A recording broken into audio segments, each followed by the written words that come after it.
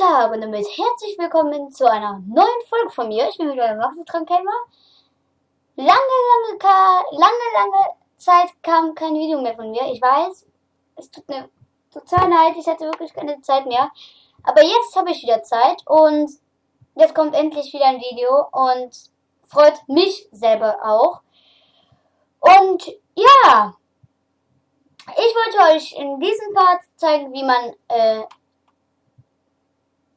wie ihr euren eigenen Vanilla-Server erstellen könnt, bezüglich runterladen könnt und dann selber einrichten könnt und alles. Aber einrichten und alles machen wir im zweiten Part. In diesem Part zeige ich euch, wie man ihn runterlädt und erstellt. Der erste Schritt, um den Server erstmal herunterzuladen, dafür müsst ihr ins Internet gehen. Ich gehe dafür auf Google.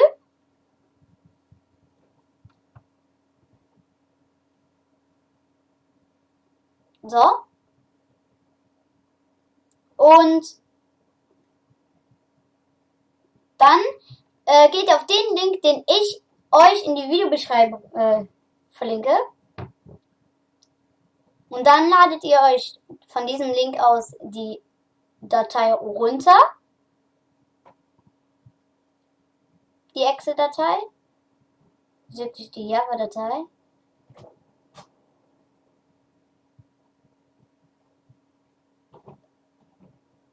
So, dann ladet ihr euch das runter. So, dann ist es gemacht. Und wenn ihr euch das runtergeladen habt, drückt ihr hier einfach auf Behalten. Ich habe das jetzt schon 3-mal runtergeladen. Ich weiß nicht warum. Bei euch müsste dann nur einmal stehen, also keine Zahl, wenn ihr das erste Mal runtergeladen habt. Aber ist ja auch egal jetzt. Dann zieht ihr, wenn die fertig runtergeladen ist, die Java-Datei, zieht ihr die einfach auf dem Desktop. Ich warte jetzt kurz, bis sie fertig ist. So, dann seht ihr die auf dem Desktop. Zack, könnt den Internetbrowser wieder schließen. Ich bin hier mal kurz also dass die 3 da nicht steht.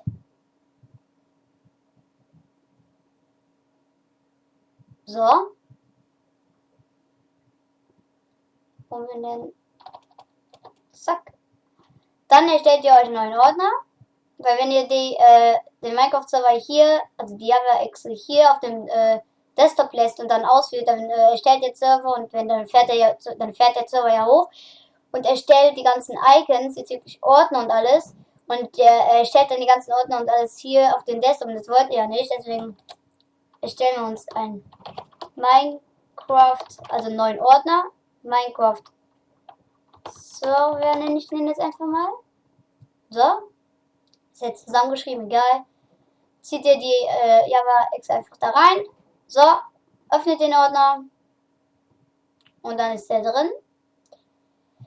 So, jetzt ist ja nur der Server hier drin, also die Java-Datei. Dann jetzt startet die einfach, macht ihr einfach einen Doppelklick auf den Minecraft Server. Jetzt fährt er hoch und erstellt sich sozusagen. Jetzt erstellt er hier die ganzen Icons. Und es bildet sich hier so ein kleines Fenster. Das ist sozusagen die Serverkonsole. So, jetzt seht ihr hier die ganzen Prozentzahlen. Das heißt, 44% hat er sich erstellt. Jetzt gleich 100. 84, 96 und jetzt hat er sich komplett erfolgreich erstellt. Aber, was noch fehlt ist, ihr seht jetzt hier, was die ganzen Sachen, die ganzen Sachen, die der Server erstellt hat jetzt. Und wenn ihr den Server jetzt auf dem Desktop ausgeführt hättet, hätte der Server die ganzen Sachen auf dem Desktop erstellt. Und das wollt ihr bestimmt nicht. So, jetzt hat der Server es erstellt. Jetzt aber starten wir Minecraft mal. Bevor ihr Minecraft startet, wir starten jetzt erst Minecraft. Solange kann der Server noch ein bisschen hochfahren. Ist ja eigentlich jetzt schon hochgefahren, aber er stellt sich noch ein bisschen. Hauptsächlich hat er ja schon, aber Wir lassen den trotzdem noch mal ein bisschen arbeiten. So. Startet ihr Minecraft. Und jetzt Server für die 1.5.2.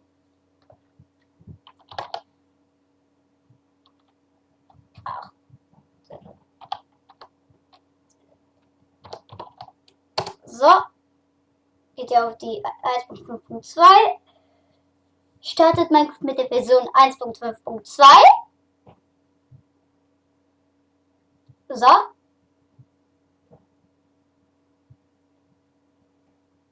Zack.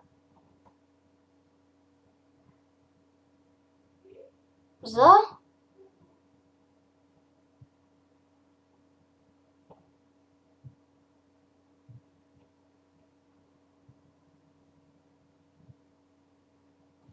So.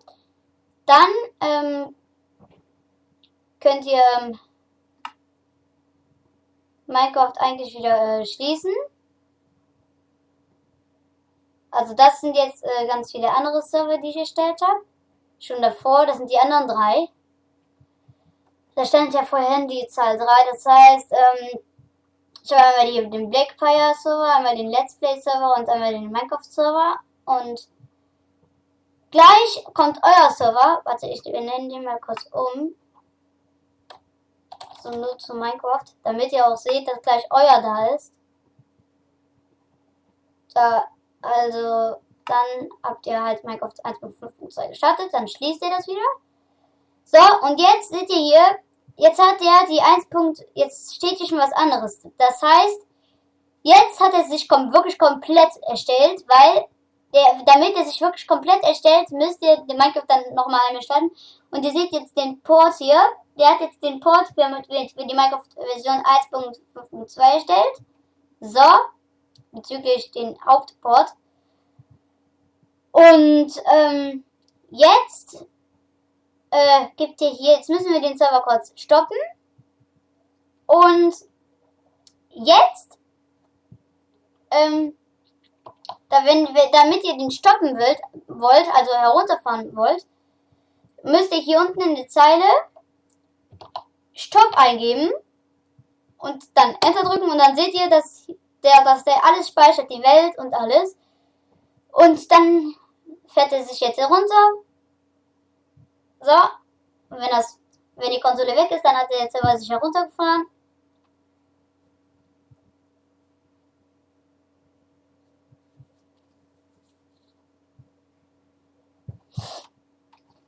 Moment. Tuk.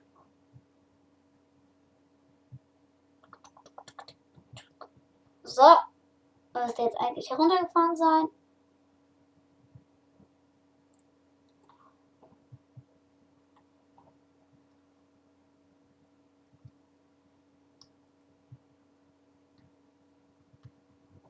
So, jetzt ist er heruntergefahren. Moment. Also dauert er immer, weil er muss ja alles speichern.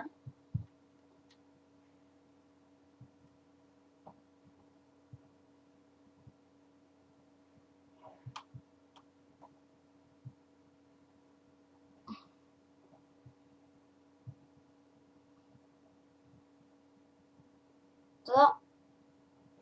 Und ihr seht, hier unten, der speichert sogar die ganzen Chancen und Level.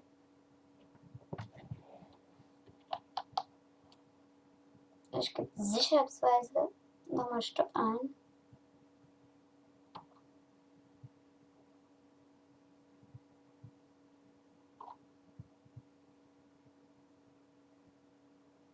So, jetzt hat er sich heruntergefahren. Hoffe ich.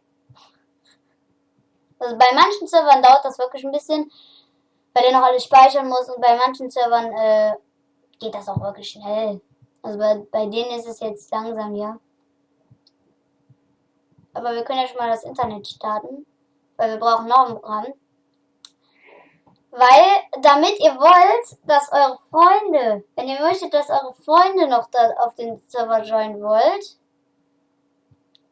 braucht ihr ein bestimmtes Programm. Und dieses bestimmte Programm nennt sich Moment. Dieses Programm nennt sich Hamachi. Mit diesem Programm können andere Freunde auf euren Server joinen, wenn die ein WLAN-Kabel haben. Also wenn ihr möchtet, dass eure Freunde auf euren Server joinen können, obwohl, also wenn ihr möchtet, wenn ihr ein Kabel, also wenn ihr mit einem Kabel am Internet verbunden seid, also direkt, also einen direkten Anschluss ans Internet und nicht so wie beim Laptop, also ohne Kabel ins Internet, also WLAN, sondern mit Kabel, dann braucht ihr Login Hamachi. Das ist das Programm. Dann können mit diesem Programm auch andere Freunde mit Kabel auf euren Server joinen. So, dann ladet ihr euch das einfach runter. Ich mache das jetzt nicht, weil ich habe das nämlich schon. So, dann ladet ihr euch das einfach runter. Und dann ist man noch nicht runtergefahren. Warte mal, ich gehe es jetzt einfach mal so. So. Und warte mal jetzt.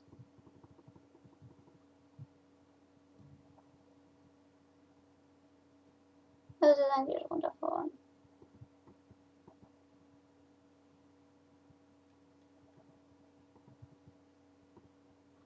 Egal. Auf jeden Fall habt ihr dann im Login mal Hamachi. Und dann öffnet ihr das einfach. Doppelklick. So, jetzt ist der Server komplett runtergefahren. Und dann, wenn ihr öffnet sich so ein Fenster und dann müsst ihr euch noch ein Konto erstellen, was bei mir zumindest so war. Und dann, wenn ihr das gemacht habt, müsst ihr noch ein eigenes Netzwerk erstellen.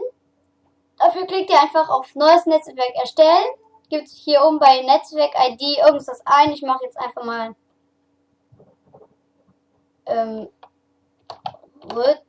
ich mache einfach mal Minecraft Server. Und dann könnt ihr euch noch ein Passwort aussuchen. So, beides das gleiche. Und dann klickt ihr einfach auf Erstellen. Das ist bereits vorhanden. Dann machen wir mal Min. Nee, geht nicht. Minkraft. Minkraft.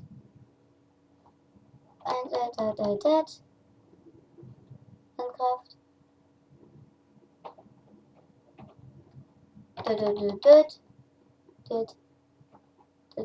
Dann mache ich einfach mal Max Schiffer.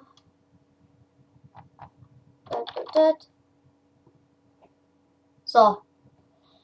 Jetzt habe ich es endlich. Max Schiffer 192. Und dann habt ihr euer eigenes Netzwerk. Und dann könnt ihr hier hinten bei diesen An- und Aus-Button euch noch offline gehen und online gehen. Und danach, nach dem Konto erstellen, müsst ihr noch erstmal online gehen. Und ja, dann macht ihr das klein. Und dann geht ihr auf den Minecraft-Server. Und jetzt müsst ihr noch was ändern. Und zwar habt ihr ja gesehen, einen Moment kurz. So, weiter geht's. Und zwar, wenn ihr Hamachi halt dann runtergeladen habt,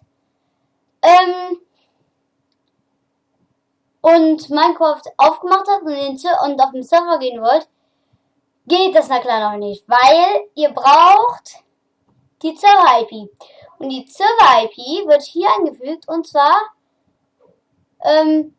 müsst ihr hier auf diesen Server, es gibt zwei Server-Ordner, also zwei Ordnerdateien, einmal ein Server-Dex-Dokument und ein Server Properties, eine Properties-Datei. Das heißt, Wir öffnen die Server Properties. Es gibt einmal die Server Textdokumentdatei und einmal die Server Properties. Wir öffnen aber die Server Properties und gehen auf Bearbeiten. Und hier steht schon Minecraft Server Properties. Und jetzt seht ihr hier ganz viele Sachen, also ganz viele Einstellungen, die ihr für den Server ändern könnt. Zum Beispiel wie Generator Settings oder Always Another oder Level Name. Das heißt, der Name der Welt oder der Name des Servers oder Enable Query oder Always Flight Serverport, also der aktuelle Serverport. Das ist der 25565. 25565 ist der aktuelle Port von Minecraft. Dann gibt es noch Leveltyp, Enable Recon, Level Seed, Fork Game Mode, Server IP und da sind wir, die Server IP. Und hier steht gar nichts. Die Server IP ist nicht da. Und jetzt wundert ihr euch bestimmt, wo kriegen wir bitte schon die Server IP her? Das zeige ich euch gleich. Dann gibt es hier noch maximal Bildhelligkeit und immer so weiter. Und die Whitelist. Das ist für den Server, wenn ihr den aktiviert habt, eigentlich das Wichtigste. Und der Online-Modus. Der ist dafür da, das zeige ich euch einfach gleich. Und der PvP-Modus. Das heißt, mit dem PvP-Modus könnt ihr andere Spieler schlagen. Wenn er auf True ist, könnt ihr die schlagen. Wenn er auf False ist, nicht. Dann gibt es noch Game Mode. Maximal Player-Anzahl. Spawn Monster. Und immer so weiter. Jetzt beschäftigen wir uns erstmal aber mit der Server-IP. Und zwar wollen wir jetzt wissen, wo wir die Server-IP hier bekommen. Und das wäre allerdings hierher. Warte. Ich verkleinere das mal ein bisschen. So. Und zwar von Hamachi. Ihr seht hier oben in diesem blauen Feld zwei große Zahlen. Ihr macht einfach auf dieses blaue Feld hier einen Rechtsklick. Und dann stehen hier zwei Dinge. Einmal IPv4 Adresse kopieren und einmal darunter IPv6 Adresse. Das hier ist die IPv4 und das ist die IPv6. Aber für den Server müssen wir die IPv4 Adresse kopieren. Das wäre die hier oben. Und jetzt können wir Hamachi schon wieder schließen. Und die Server IPv4 Adresse fügen wir einfach hier bei Server IP ein. Und jetzt habt ihr schon die Server IP. Und den Serverport könnt ihr ändern, wie ihr wollt. Zum Beispiel wieder auf 10 oder 3. Aber ich lasse ihn einfach mal auf dem Standard Minecraft Port. Das wäre 25565. Und ja, jetzt ist eigentlich soweit so gut alles fertig. Dann klickt ihr hier oben auf Datei, dann auf Speichern. Dann könnt ihr die Server Properties schließen. Den Minecraft Server starten. So. So, jetzt startet der sich wieder.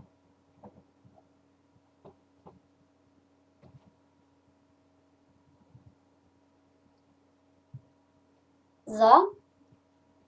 Und hier die das Server-Text-Dokument könnt ihr öffnen mit Edit, Write, Notepad++. Da könnt ihr ganz viele Einstellungen von dieser Serverkonsole ändern. So. Das wäre hier das Ding. Das ist das Server-Text-Dokument. Da könnt ihr ganz viele Sachen ändern. Hier werden alle Sachen angezeigt, vom Anfang bis zum Ende. Hier zum Beispiel sind hier die ganzen Prozentzahlen, wo der sich erstellt hat. Von der Server Properties ist das hier, das ist die Server Properties. Da wird alles angezeigt. Und hier könnt ihr nochmal kontrollieren. Aha, die Server IP ist wirklich drin.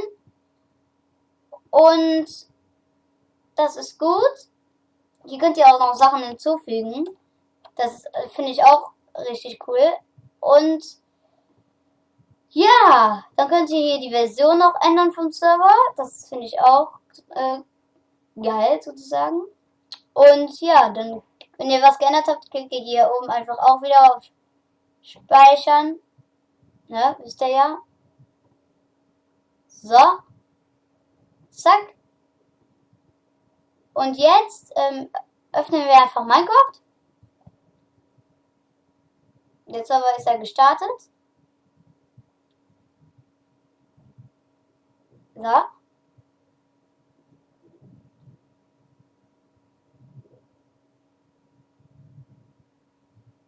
Zack.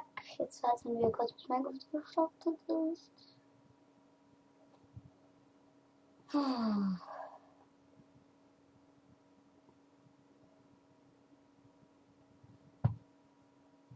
So.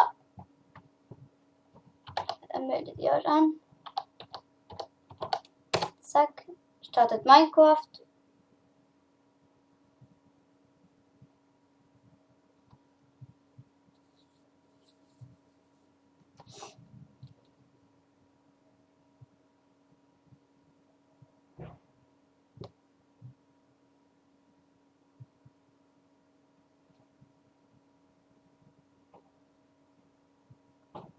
So. Und jetzt macht ihr so, zack, zack. Mach ich mal hier so. Oh Gott. Mache ich Minecraft mal ein bisschen kleiner. So. So klein will ich es mir auch nicht haben. Gott! Ach du Scheiße.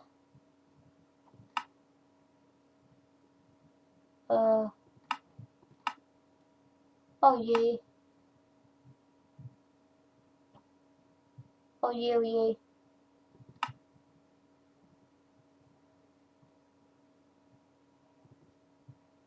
Ja, ganz toll.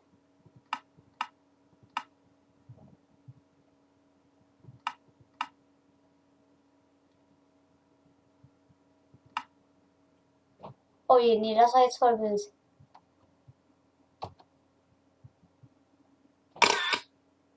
Oh du Scheiße. Okay, egal.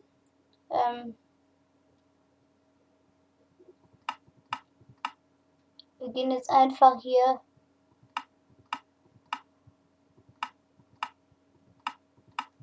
Ach, egal. Wir gehen jetzt einfach hier auf Down.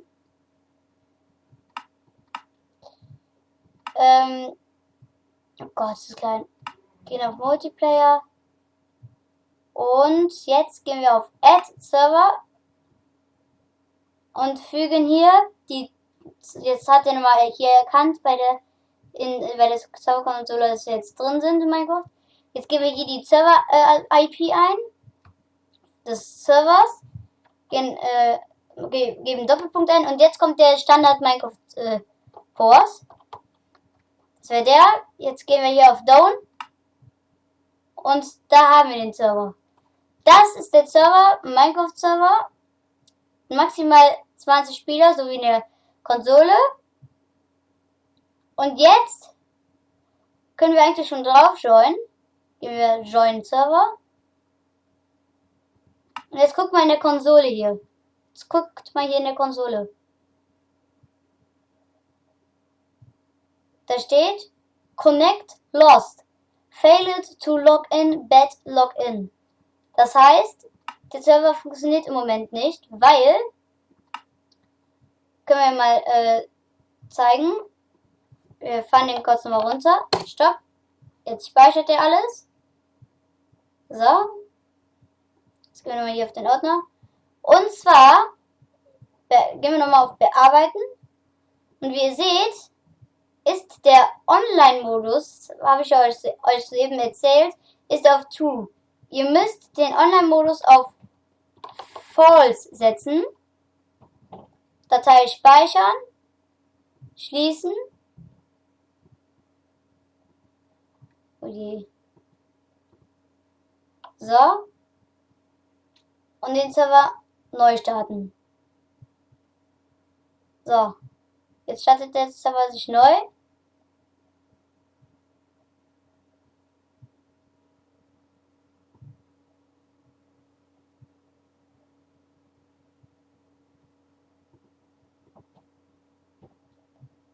So.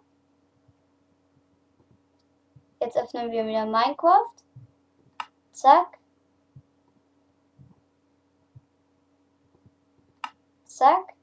Jetzt versuchen wir wieder auf den Server zu gehen. Da steht jetzt wieder das gleiche. Das heißt, wir schauen jetzt mal drauf. Und da steht jetzt, dass ich drin bin. Und hier steht bei der Serverkonsole, dass ich mich eingeloggt habe und Sitz und Splash. Hier beim Players ist der erste Spieler drin, das wäre ich. So, wie ihr seht, ich bin drin und hier steht can't creep, dass ich drauf bin.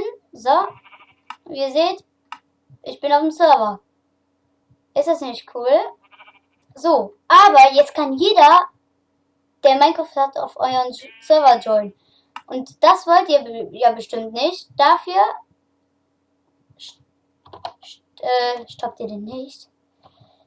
Und zwar dafür gebt ihr hier bei der Serverkonsole ein. Jetzt kommen wir nämlich zur Write List. Jetzt gebt ihr hier ein Write List on.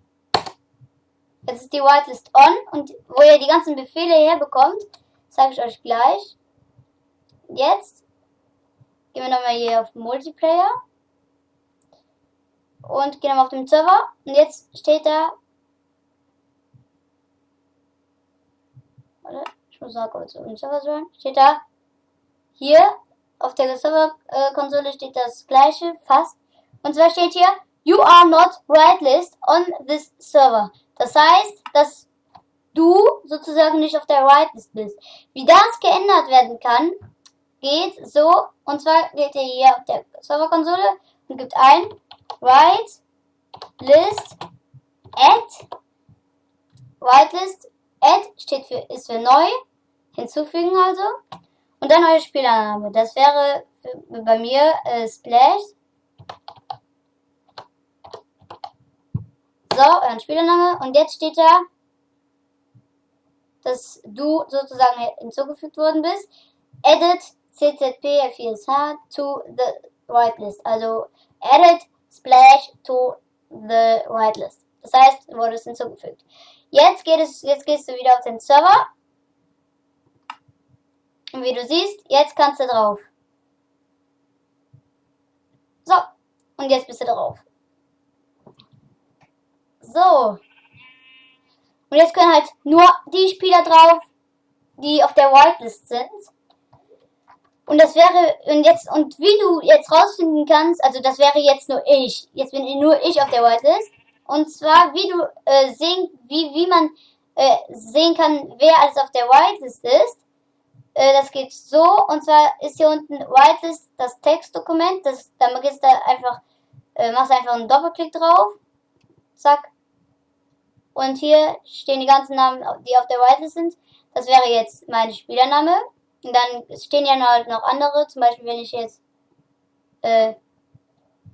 ich schließe die mal kurz. Wenn ich jetzt hier Whitelist add Maxi eingebe, nur als Beispiel, steht hier Edit Maxi to the Whitelist. Das heißt, Maxi wurde hinzugefügt und jetzt steht da bei Whitelist auch Maxi. Das heißt, die zwei Spieler sind jetzt hinzugefügt.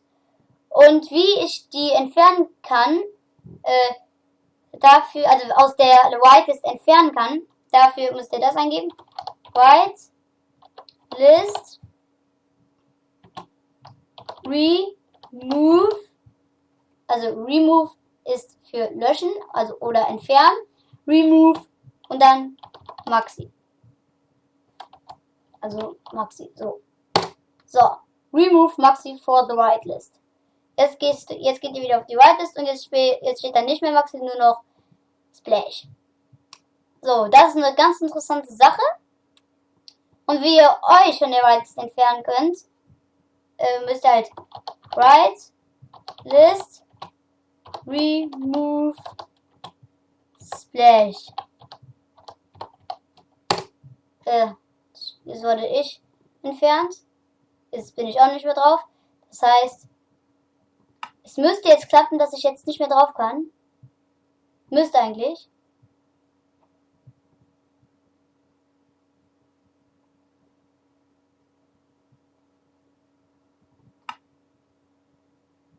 Ja, jetzt könnt ihr nicht mehr auf den Server, weil ihr nicht mehr in der Whitelist seid.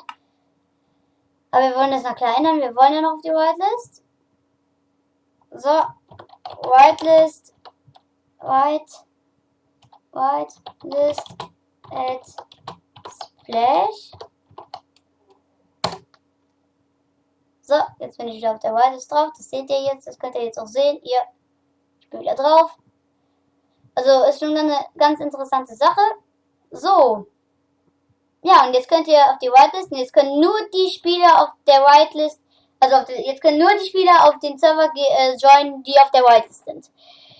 Oh, ja. Und keine anderen. Es können keine Spieler auf den Server joinen, die nicht auf der Whitelist sind. Nur die auf der Whitelist stehen.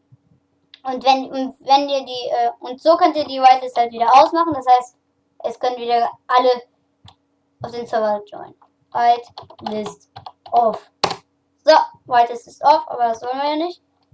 Wir wollen ja, dass nur die auf den Server joinen, die wir haben möchten. Whitelist on. Und wo ihr die ganzen Befehle herbekommt. Und so, so.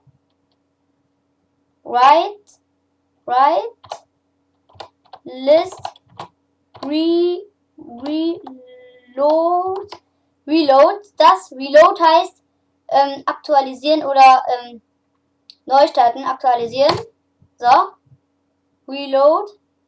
Whitelist Reload.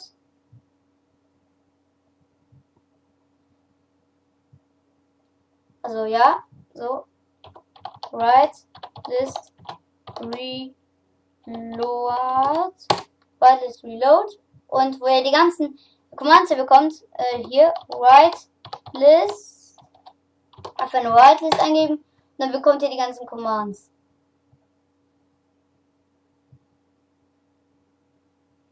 Ne? Und so Whitelist Reload. So, Whitelist ist, also hat sich neu gestartet, aber ihr seid trotzdem noch drauf. Und ja, also Whitelist on, mache ich trotzdem sicherheitsweise nochmal an. Und ja, das war's. Und wenn ihr ganz viele Befehle nicht versteht bei Minecraft, könnt ihr hier, also für den Server, könnt ihr hier einfach help eingeben. Dann wird, also help, dann gibt es noch help 2, dann gibt es noch help 3, dann gibt es noch help 4 und dann gibt es noch help 5 und help 6. Das sind die ganzen Help-Commands für euch. Mit diesen ganzen Help-Commands könnt ihr euch in den aktuellen Server helfen. Und ja, das war es eigentlich von mir. Und wenn ihr im Spiel seid, also wie ich das jetzt kurz mache, so, zack, also auf dem Server seid und den Server dann dabei fährt, also Stopp, dann gibt es einmal Stopp und dann 3 Minuten zum Beispiel, also 3 Sekunden, wenn das geht, ich weiß es jetzt nicht genau. Stopp 3. So, habt ihr es gesehen? 3, 2, 1, 0. Und weil Dings ging das halt dann weg. Das heißt, zum Beispiel, wenn ich jetzt, also Server wird so runtergefahren. So. Server wurde erfolgreich runtergefahren. Und wenn euch das Video gefallen hat, lasst doch bitte einen Daumen hoch. Das würde mich sehr freuen. Und ja, das war's eigentlich schon von mir. Und im zweiten Part zeige ich euch, wie ihr den Server ja, aktuell einrichtet. Und ja, das zeige ich euch dann halt alles im zweiten Part. Also ich hoffe, es hat euch gefallen. Bitte lasst einen Daumen hoch. Schreibt in die Kommentare, was euch nicht gefallen hat, was ich ändern könnte. Und ja, ich hoffe, es hat euch weitergeholfen. Und ja, dann verabschiede ich mich. Und dann würde ich sagen, sehen wir uns im zweiten Part, wie man den Server einrichtet, wieder. Und dann würde ich sagen, bis dann. Ciao, euer Max drin Gamer. Ciao.